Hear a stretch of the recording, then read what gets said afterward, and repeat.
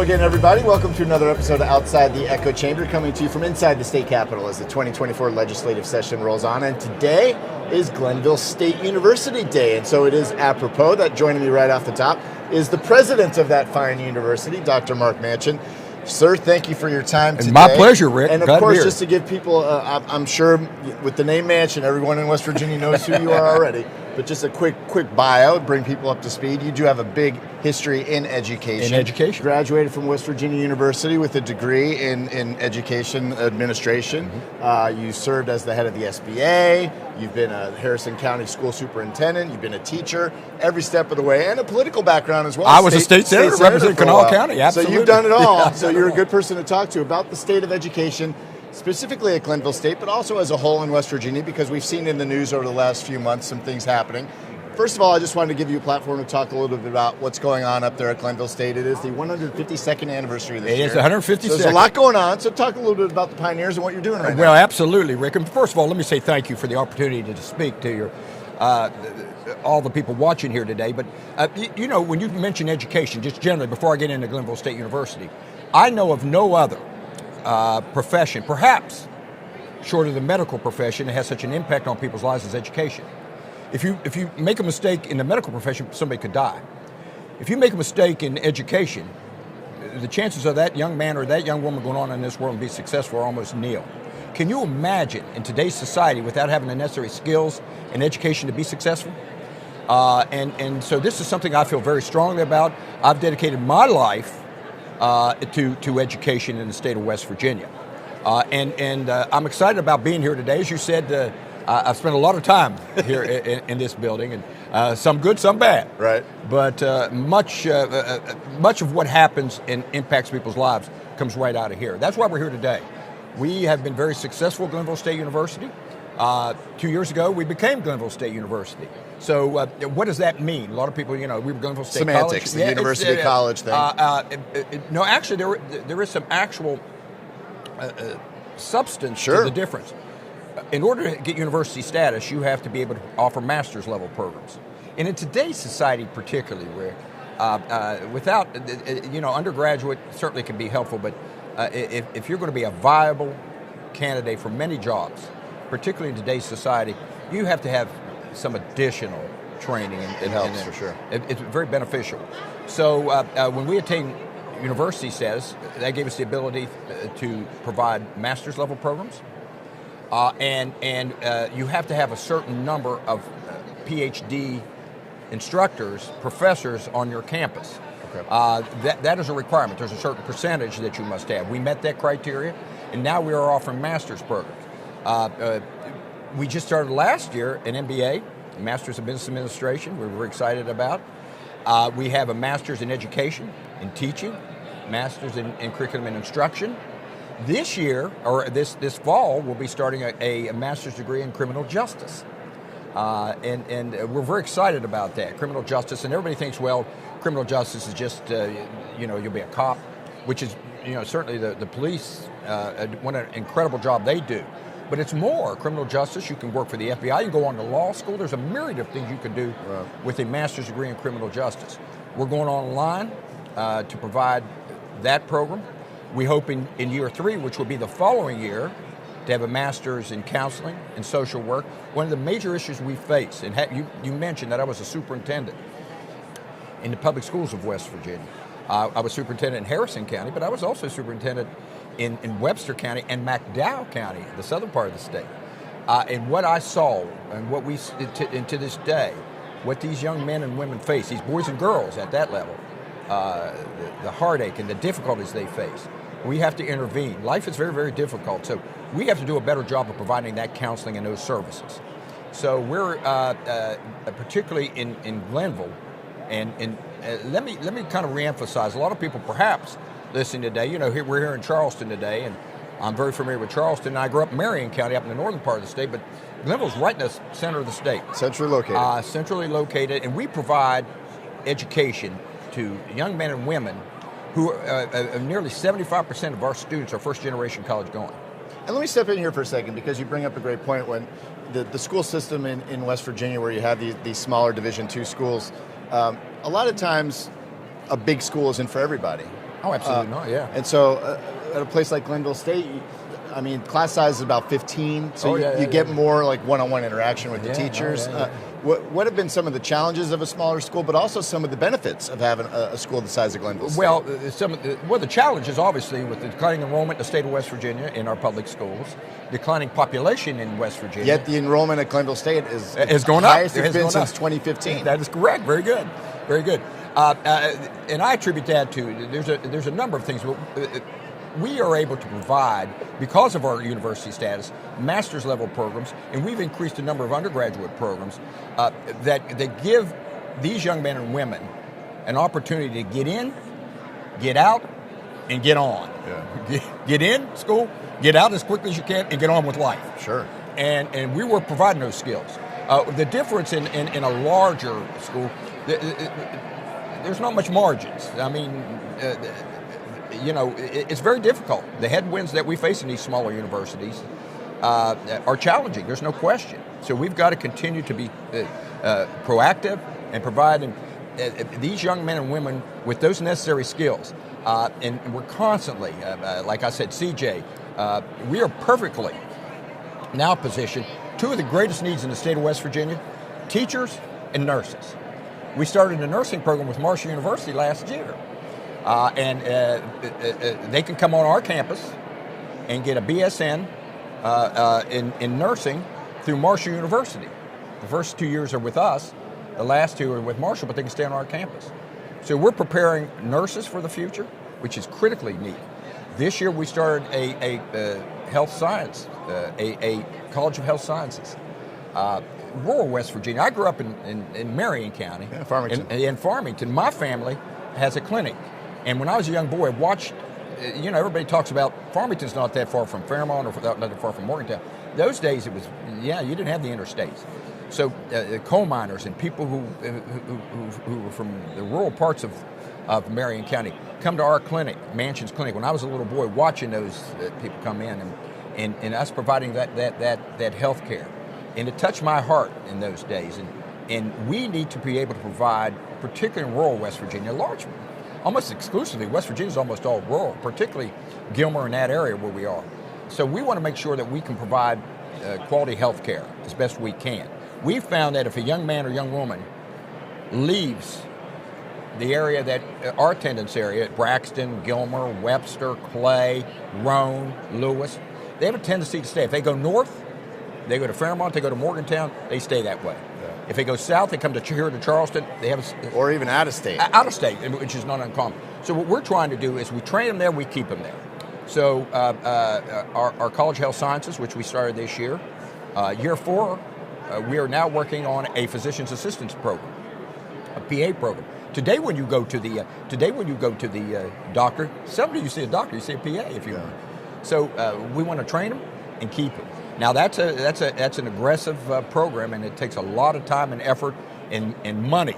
So that's part of what we're doing here today. Well, yeah, you got to have the help of the legislature. Let me ask you this: beyond just expanding the curriculum and offering these different programs, is there anything specific you can point to that was done by you or the people that work for you? I know you're surrounded by a lot of good people that you can attribute your success to recently, because you're doing this at a time where we're seeing what's going on at WVU with their budget cuts and all the what they're under right now. And Alderson Broaddus just got shut down, similar school to Glenville State in terms of size and what they offer. So what is there one thing that you can point to be like, this is what we did that worked and why we're able to be going up while other schools are going down? I think it's an excellent question, Rick, and I'd like to think that what we're selling is hope for the future.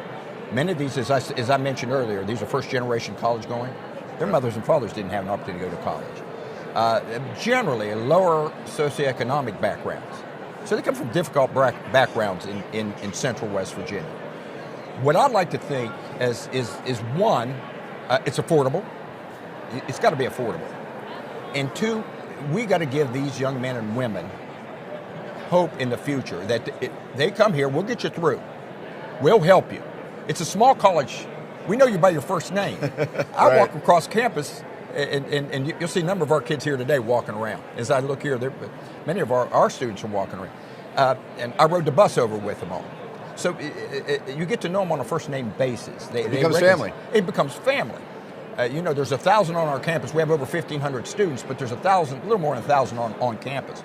So we have the opportunity to interact with kids. So they feel that there's a part. They're not by themselves.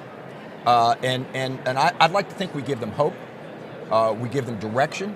We give them encouragement. We're able to do that on an individual basis, as you said, about 1 to 10, 1 to 12, 1 to 15 generally. And many of the professors know these students by their first names. That makes a big difference. Oh, my goodness. I went to Arizona State, and one of my classes, undergrad classes, had like 350 people in it. You're sitting in an auditorium, and like you don't even. You're a number. Yeah, you feel like you're at a seminar. When I was up at WVU, we sat, and it wasn't uncommon to have 200, 300, 400 in a class. And okay, that's fine. That's for some. Yeah. It's not for everybody, particularly those young boys and girls who went to your Braxton County high schools, who went to your Roane County high schools, Webster County high schools, Gilmer County high schools, these small single-way rural school districts. And they come from smaller schools. And they know what community is about. And that's kind of an Absolutely. extension of what we're talking about is when you're at a school like that, you have to become a fabric of that Absolutely. community. So with that in mind, I want to give you a chance to talk about the Day of Giving, which is coming up next week for Glenville State, what that is and what that does. That is so important. Everything in Day of Giving is exactly what it implies. People are giving to Glenville State University.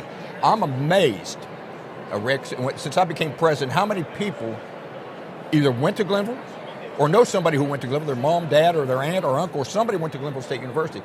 We're 152 years old, so we've had an opportunity to touch a lot of people's lives. So a Day of Giving allows us to go out to the communities, go out to the alumni, and let people know what it means to Glenville State University, for the very future of Glenville State University, is helping us meet our goals. Last year, we raised $1.2 million.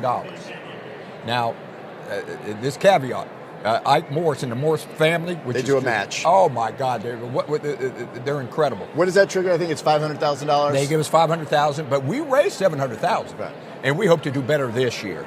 Again, they've challenged, the Morris family has challenged those giving they're going to $500,000. They're going to give the first $500,000. We got to match it, the school, and then after that, let's see what happens. So tell me quickly, what do you think that the future looks like for Glenville State?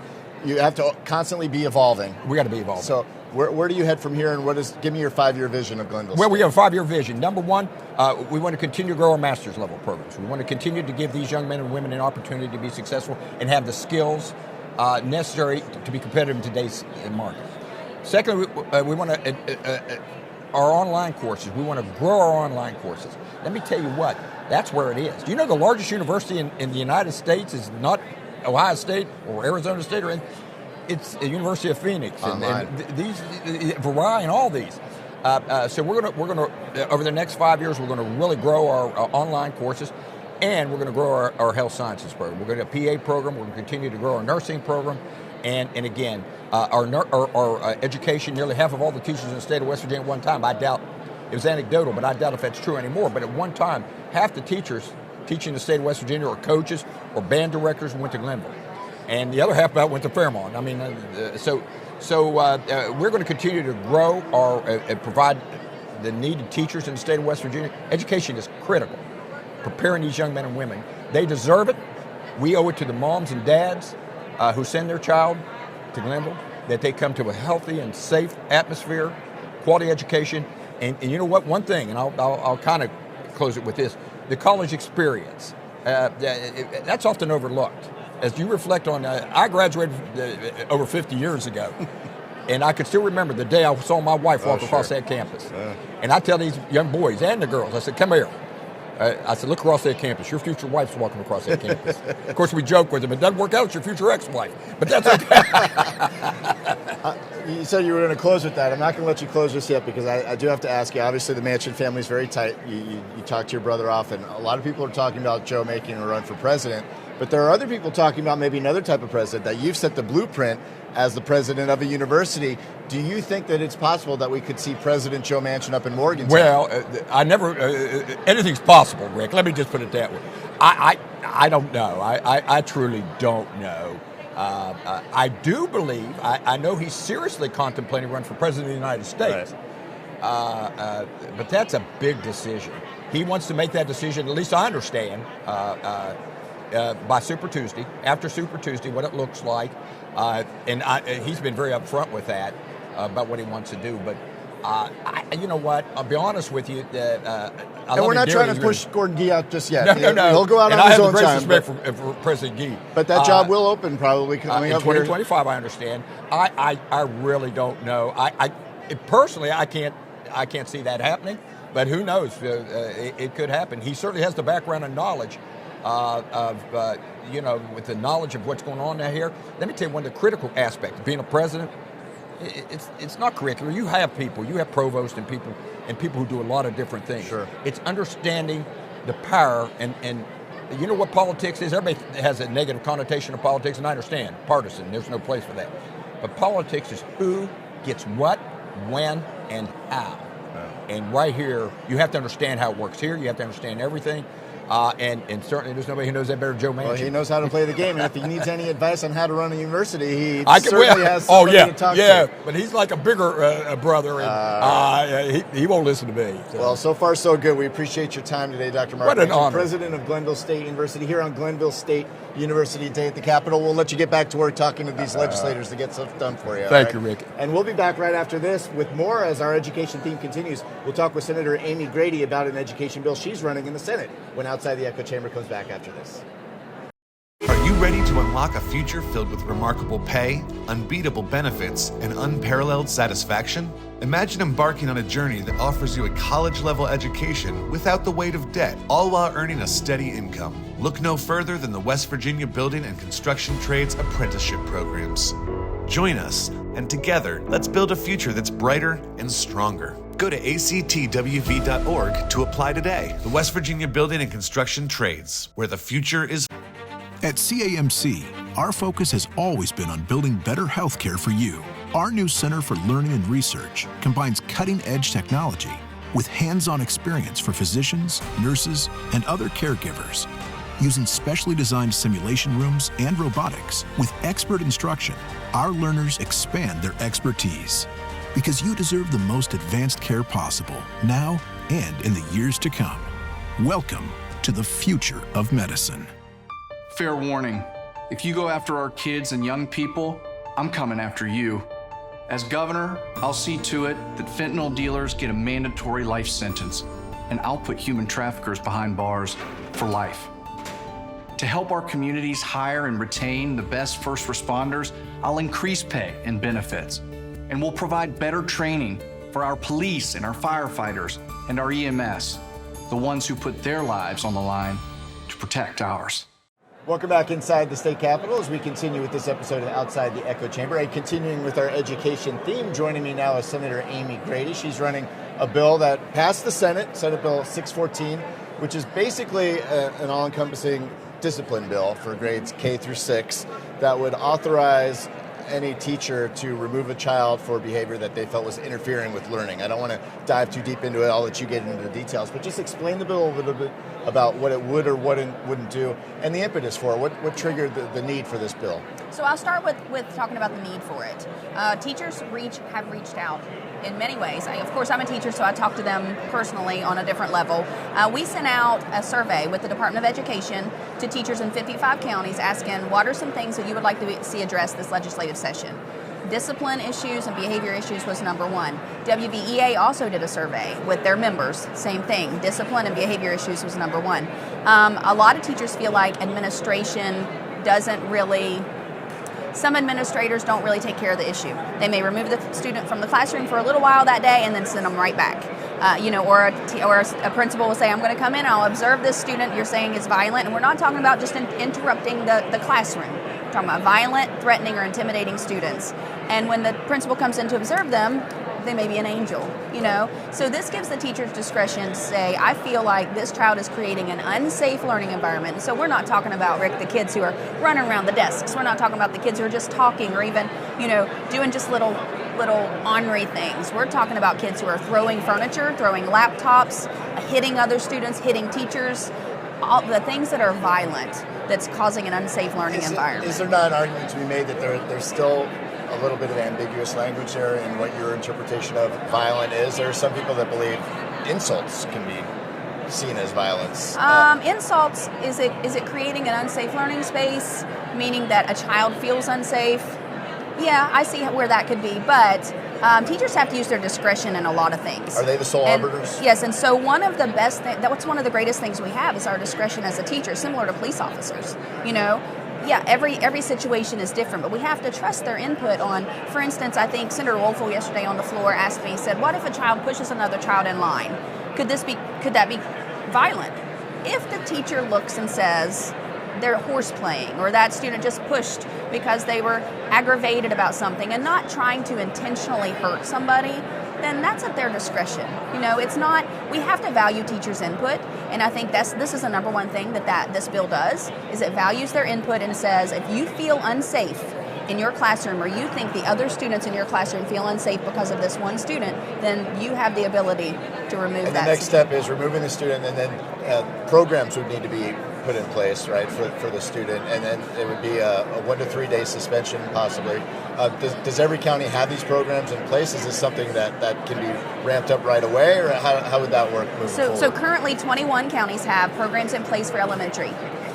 So the bill states that if you have a behavior intervention program, that is the first step. That's where you want that student to go. And define what one of these programs would look so like. it could look like, it could look different in each county. Some counties have a set classroom in that building that takes care of that. Room. Right, kind of, where there is either a counselor, a social worker, or a behavior interventionist, or just a teacher that's in there with that student. Some counties have a classroom in a centralized place in the county to where the students are taken to. Some counties have intervention specialists that come to the school.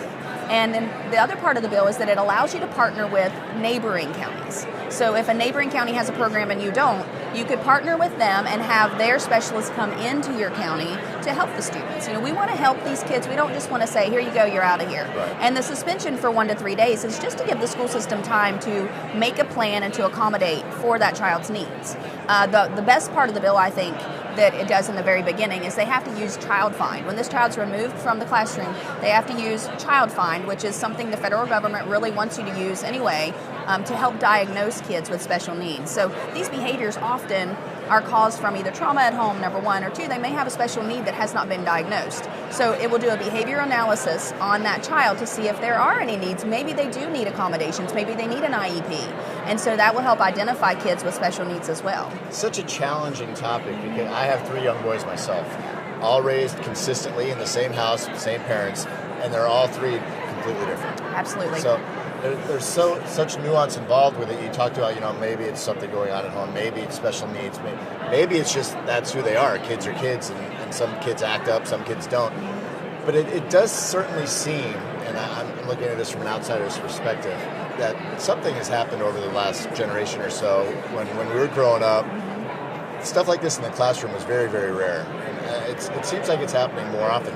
What do you think's going on? And I hear that a lot, because I try to tell people from an older generation, even older than us, that we're not talking about the disruptions that we used to see in the classroom. We're not talking about, we might have had 1 or 2 kids who were, we're not talking about those kids. This bill does not address those kids. This bill addresses those students who are violent, and we have a lot of violent students. And I don't know how many other professions we can expect somebody to take things being thrown at them, hit, kicked, spit on, screamed in their face, or said, I'm going to kill you, and expect them to say, oh, it's okay, you're going to have to come back tomorrow, or it's okay, just move on.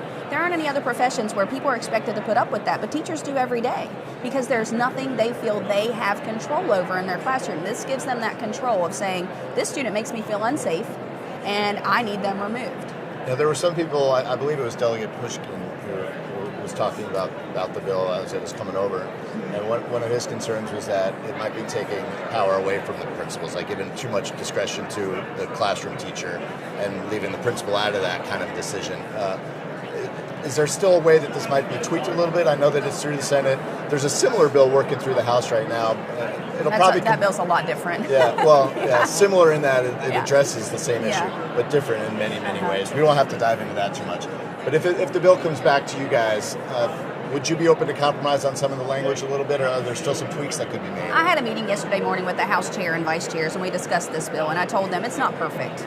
It really isn't. And I don't know how to make it perfect. We wanted to address the issue. We wanted to know the intent of the bill. I think you need to leave the majority of the discretion to the teacher, because that's the most important part. Is if you feel unsafe in an environment, we can escape from it. If I feel unsafe in an environment here, I can walk away. But if somebody is threatening you in your classroom, you have to stay there. They need to have the most discretion. I think this bill does that. That's the complete intent, is to give them that discretion. But I'm open to some sort of compromise if they really truly feel like something needs to be said. But I do not want to put it in the hands of the administration, period, because that's what it is now. The administrators have all the say, and I don't want it to be that way because it's not working. Right. So let me bring this out in a practical sense and walk through a scenario with you. Mm-hmm. A child that doesn't really have a history of any bad behavior, might not be a perfect child, but normal kid, has a day, punches a kid. What happens at that point? Well, we already have plans in place right now for if that happens with a fight, right? So this child would still be removed from school for 1 to 3 days. They're supposed to be removed when they get in a fight with physical altercation. So that wouldn't change this at all. So it's a zero tolerance. If this happens, yes. The expectations are, and if you don't meet those expectations, here's what's going to happen. And so when they come back in from that, after they do the alternative learning accommodations and that child comes back into the classroom, they're there on a provisional basis. If it's a child like that, they're going to understand, I need to walk that straight line. I can't do this. You see what I mean? It's a child. The children who are constantly doing it with no consequences are the ones. And, I have compassion for them, Rick. I really do. I'm a teacher. I know we have kids that come to us with things that have happened in their life we can't control. But my concern is we're focusing so many resources, so much time on that one student. And that's what we've heard from administrators, people that presented in committee and people that I've talked to. I've said, well, this child needs this and this child needs that. And yes, they do. But what about the other 24 kids in the class? Their needs aren't being met because they don't feel safe. And the teacher has to spend so much time on that one student that they can't spend time instructing and teaching the other kids. So if you spend an hour a day with a kid correcting their behavior, right, that's 180 hours a year. And if you go to school 7 hours a day, that's 25 days of instruction. I was told there would be no math, by the way. Sorry. Good job. That's 25 days of instruction, which is 5 full weeks of instruction that those kids are missing. That's a big deal. It is a big deal. Yeah. Is there any communication with the parents through this whole about what's happening? Absolutely. Or best method practices, best methods of moving forward? Absolutely. So that the behavior intervention programs and the plans, that is the most important part, is getting the parents involved and making sure that they're working as well. Because, we're also addressing absenteeism, and that's another thing. Getting the parents involved, getting whoever's at home involved to say, this is what's happening, and this is how we need you to fix it, because it's causing an unsafe learning environment for the others, and let's get your child help. It's both ends. What if the parents don't seem to be willing to cooperate? What if you get pushback about, my kid's fine, you guys don't know what you're doing? Then what happens? The school system still has the discretion, that your child is creating an unsafe learning environment. Would expulsion be an option?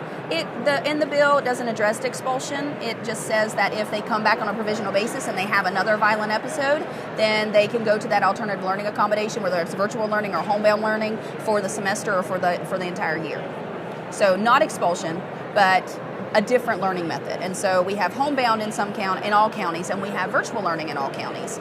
The other counties that do have the behavior intervention program, that's what we want to focus on, but those other alternative methods are also available.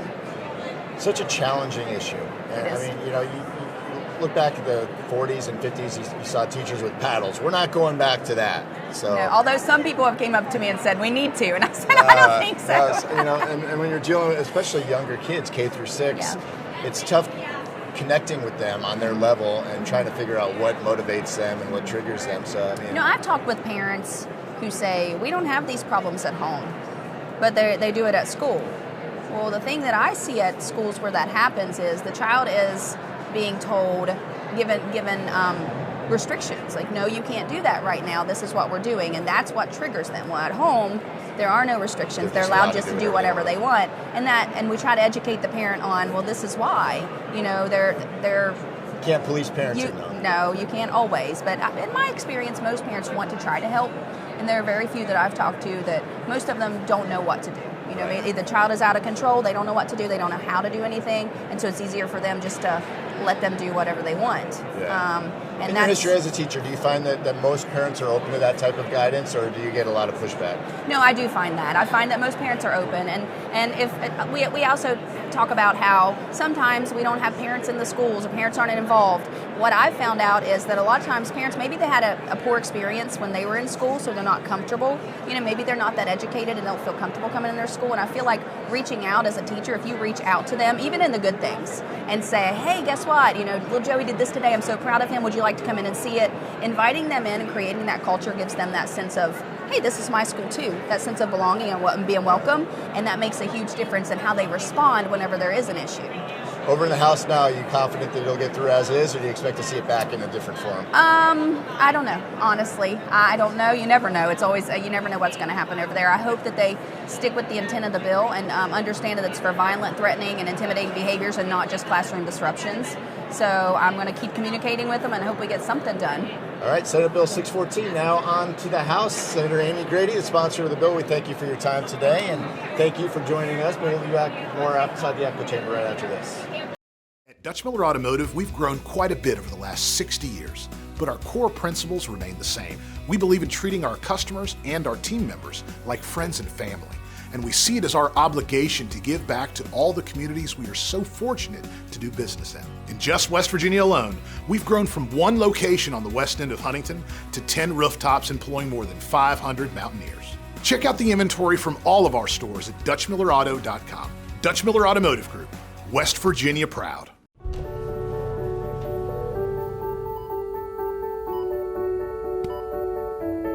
When it comes to surgical care, you want the best hands behind the robot. And those are ours.